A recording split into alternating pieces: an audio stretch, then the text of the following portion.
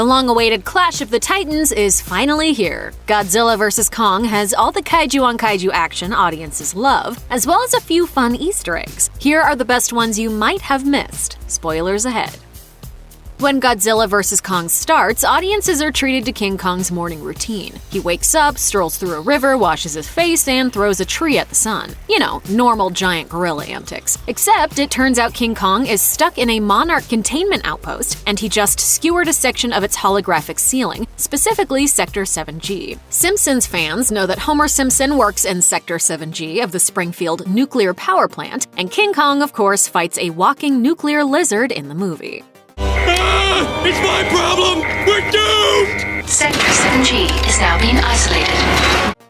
Godzilla and King Kong first crossed paths in 1962. This was when the Godzilla films were goofier and campier, essentially the Adam West Batman era of Godzilla. That's why the original King Kong vs. Godzilla has its share of goofy moments. The film includes one moment that survived in meme form and was referenced in Godzilla vs. Kong. Around the halfway mark of the movie, Godzilla attacks a floating convoy of ships carrying King Kong. To trick Godzilla into thinking they're dead, the crew cuts power, which leaves them in a predicament. They can't continue ferrying Kong to Antarctica without moving, and they can't move without alerting Godzilla. So they make the only reasonable choice, fly the rest of the way by helicopter while carrying King Kong in an oversized net. While not a one-to-one translation, this scene references the prelude to the 1962 King Kong vs. Godzilla's Mount Fuji scene, where the army airlifts King Kong and basically drops him on Godzilla's head. In that film, Kong is strung up to several balloons and ferried along by helicopters. Godzilla vs. Kong's rendition is basically a modern upgrade to the classic scene.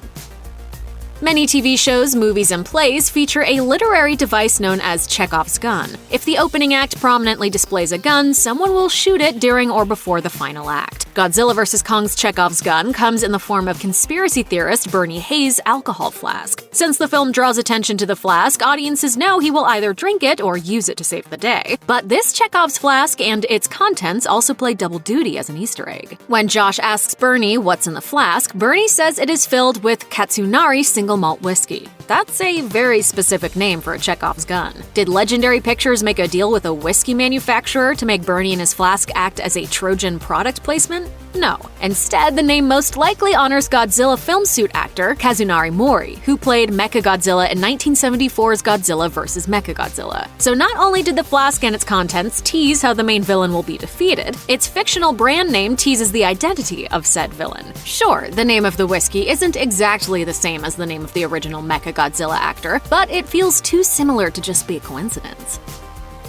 Since the Godzilla franchise has been around since 1954, the series has been through several ups and downs, some more infamous than others. To Godzilla fans, it's difficult to get more infamous than North America's first attempt at creating a Godzilla film. That movie now wears a permanent bullseye that Godzilla vs. Kong's creators gladly shot at. Possibly. During Godzilla vs. Kong, King Kong is trapped on a ship in the Tasman Sea with miles of water in every direction. He can't move, but more importantly, he can't hunt for food. To mangle an old phrase, what does a 158-ton gorilla eat? Whatever he wants, but since he's in the middle of the ocean, he'll just have to settle for fish. A lot of fish. One of the most frequently derided scenes in the 1998 Godzilla movie is when the army tries to bait Godzilla out with fish. A big pile of fish. Look at all that friggin' fish.